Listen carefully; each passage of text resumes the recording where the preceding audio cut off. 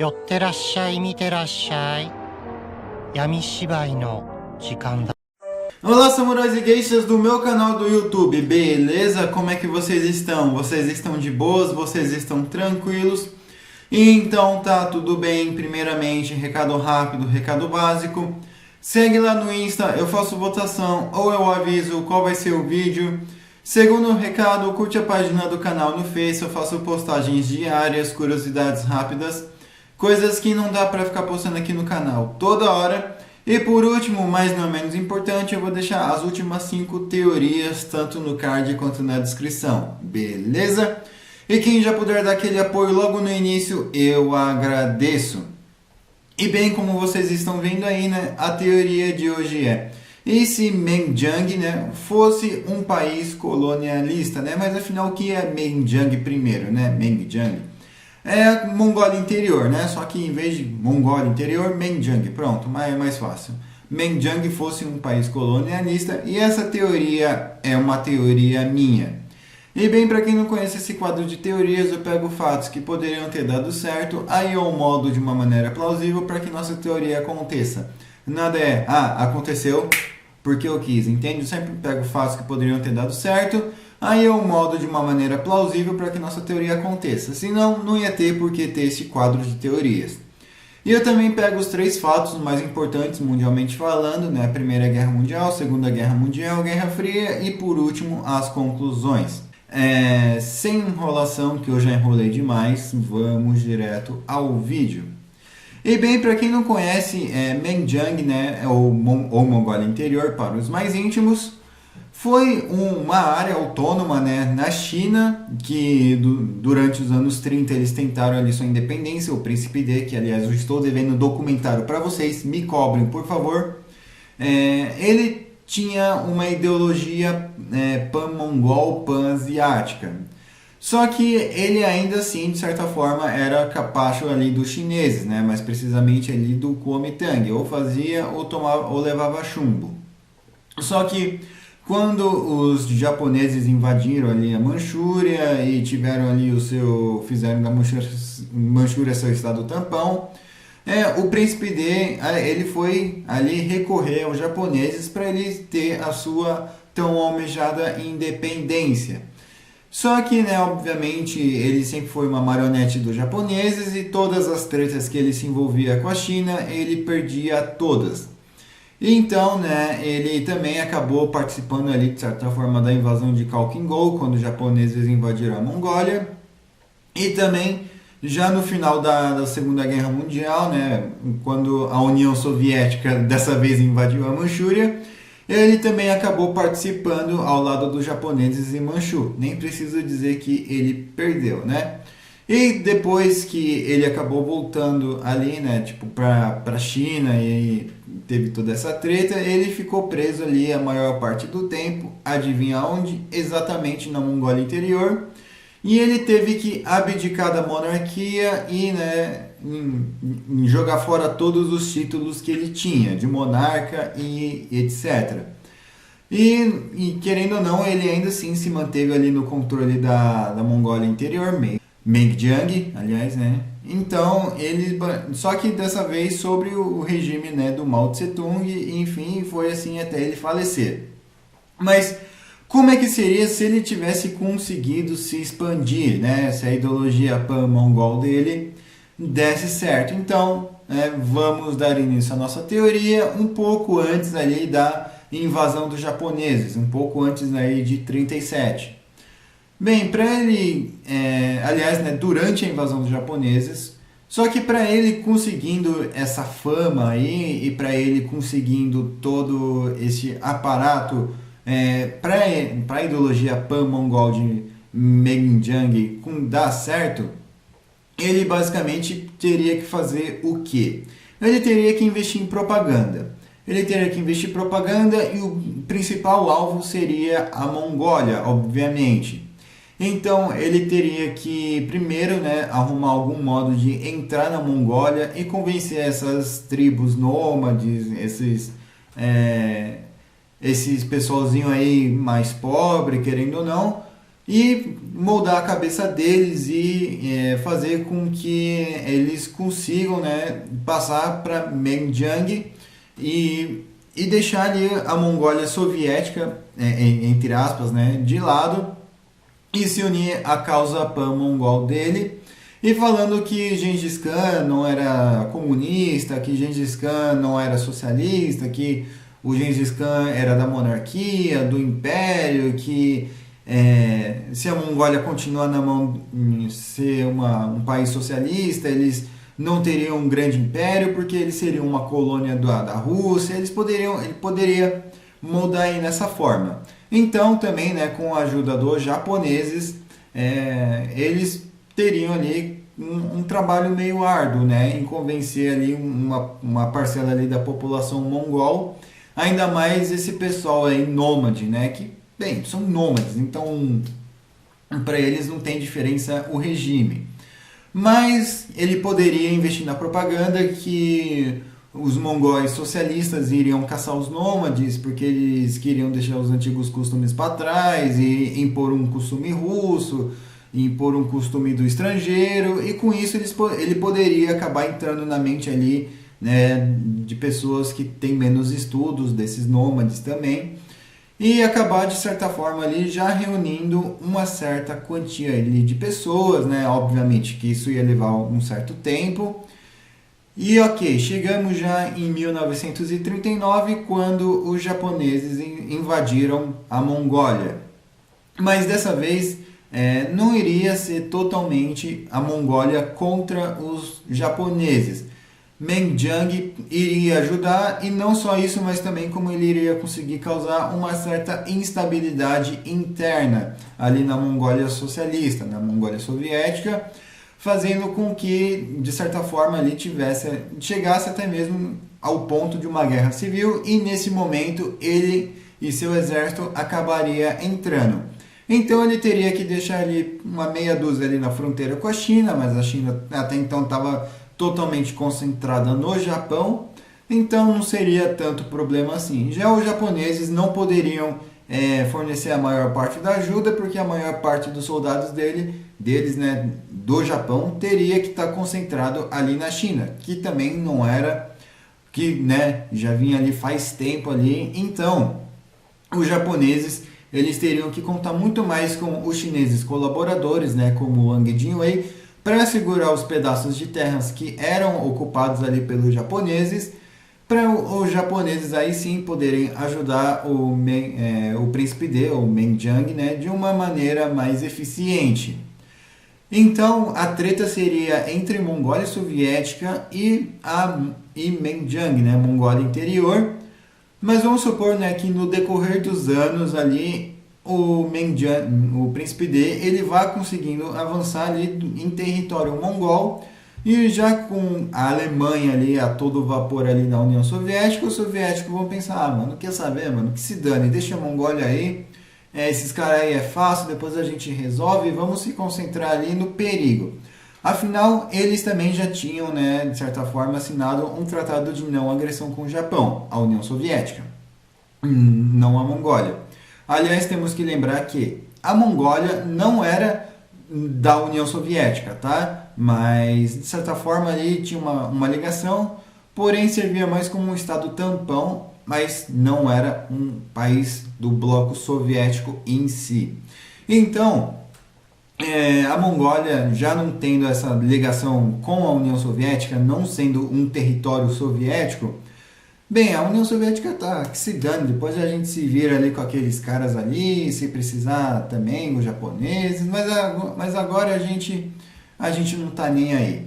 Então a Mongólia estaria basicamente abandonada, né? Os japoneses estariam ali basicamente fazendo a festa, e Menjiang também.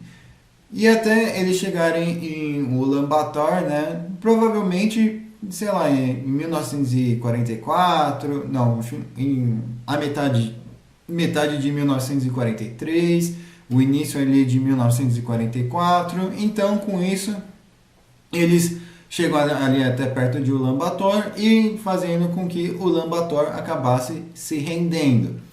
e fosse ali anexado ali a Menjiang. Então, só que a partir daí eu não acredito que o país iria se chamar Mongólia Interior. Talvez poderia se chamar União das Mongólias, Federação Mongol, né? No final estaria brigando dois países ou mais, quem sabe. Mas ainda assim iria se manter basicamente numa monarquia absolutista. Bem, já com o Ulaanbaatar caído e já fazendo parte ali de Menjiang, a União Soviética sim teria algum problema, teria já um certo problema, por quê? Justamente pelos povos altaicos, né?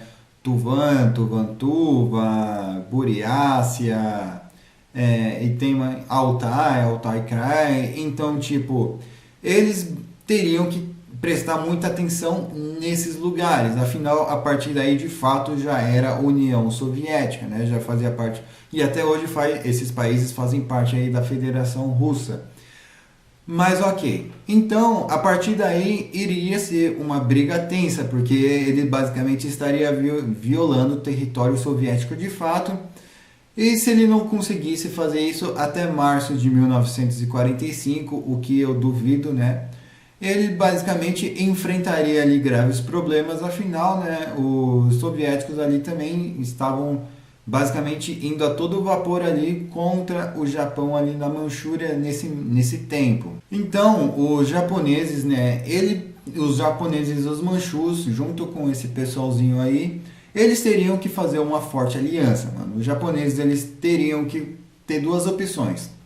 Ou eles ficassem na China e deixassem Menjiang passar um pouco de perrengue, ou eles reagrupavam todos eles ali na Manchúria para defender a Manchúria e talvez para defender essa Menjiang, justamente, né, porque seria um combate intenso. Então, vamos supor que os japoneses eles fizeram meio a meio. Eles transferiram basicamente metade ali do exército deles, já liberando ali uma metade razoavelmente grande ali da China, porém mantendo ali alguns pontos estratégicos na China, e enquanto isso eles estariam preparados ali para ajudar o príncipe D em Menjiang. Afinal, se os soviéticos estão ocupados em Menjiang e na Manchúria, eles não estão pisando em solo japonês.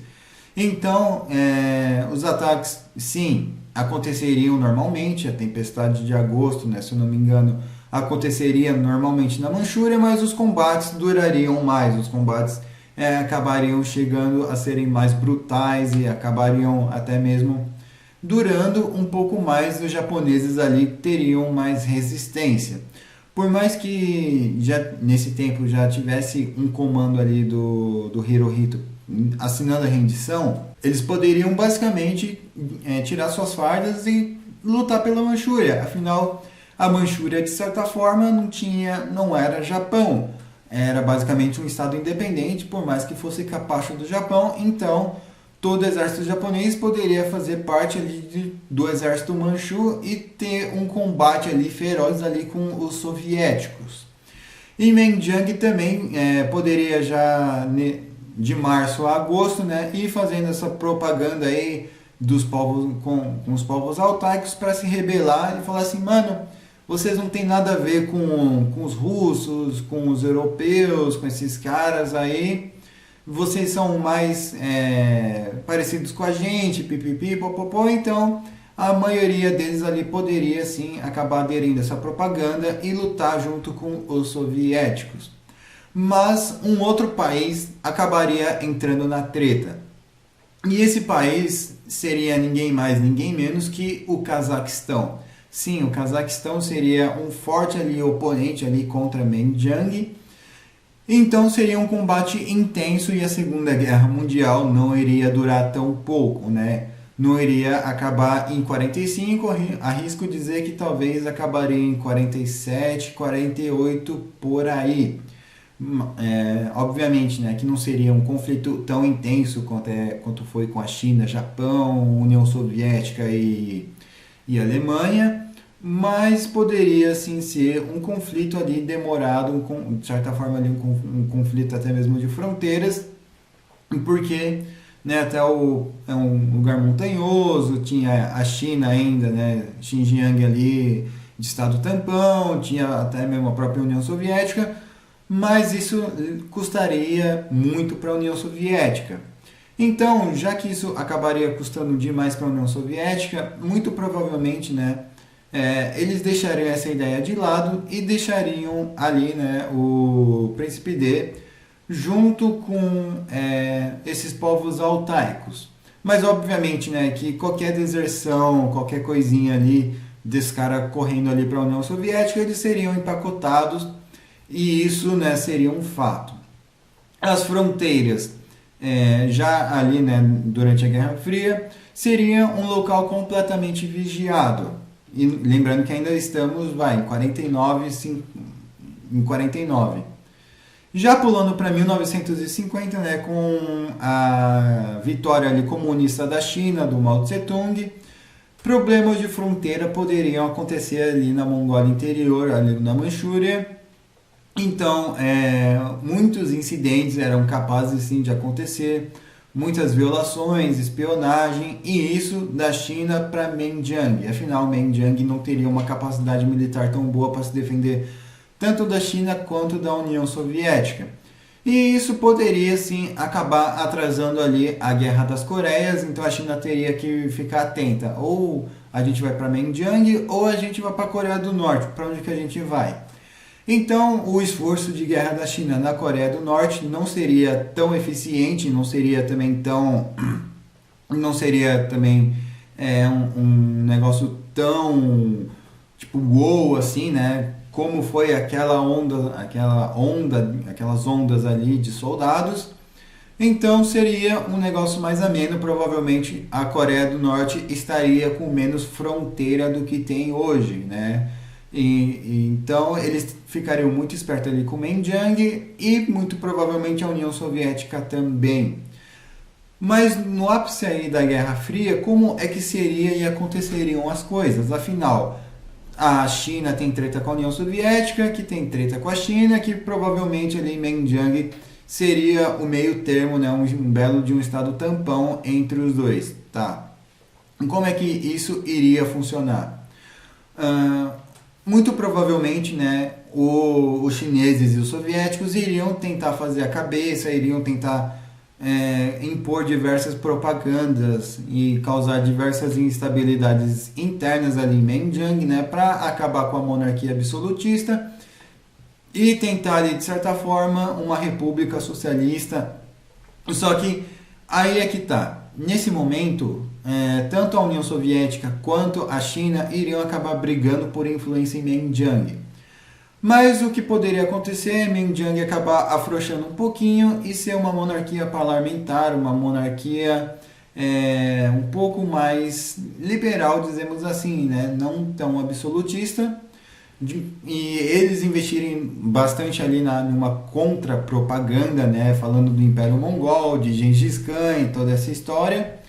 Então, ok, nessa teoria vamos se manter aí como Menjiang ainda como uma monarquia, né? O reino de Menjiang, Império de Menjiang, né? Seria obviamente uma monarquia que seria tipo uma dinastia, não seria uma monarquia que teria eleições, mas existiriam primeiros ministros e outras forças ali para não deixar o rei ou o príncipe ou o imperador ser um tirano. Muito provavelmente existiriam sim algumas forças aí. Não estou falando que seria um local pacífico durante a Guerra Fria toda, mas já né, durante 89, 90, 91, as coisas ali, né, as propagandas internas provavelmente afrouxariam.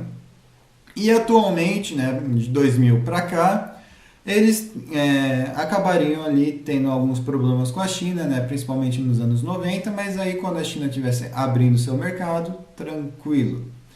E atualmente, né, Menjiang seria uma monarquia no meio ali da Rússia e da China, serviria como um estado tampão entre os dois, e muito provavelmente, né, o Putin, ou de certa forma, ou a Rússia como um todo, tentaria colocar Menjiang ali numa esfera de influência, né, para ser um estado tampão contra a China, que, né, convenhamos, não existe amigos na geopolítica. Então,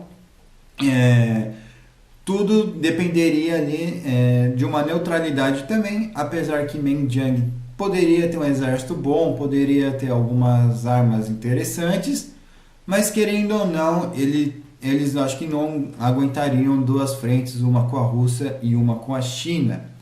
Beleza? Enfim, espero que vocês tenham gostado desse vídeo. Não se esquece de curtir, compartilhar, se inscrever, seguir lá no Insta. Eu tô deixando a thumb aí, né, para quem quiser usar, mas por favor só dê aquele crédito. Enfim, né, comentem aí o que vocês acharam, comentem a teoria de vocês, o que vocês acrescentariam, o que vocês removeriam. Comentem a teoria de vocês, eu demoro, mas eu faço. Não se preocupem. Enfim, eu espero que vocês tenham gostado. Passa aí para um amigo seu, para uma amiga sua, para alguém que você se identifica assim, mano.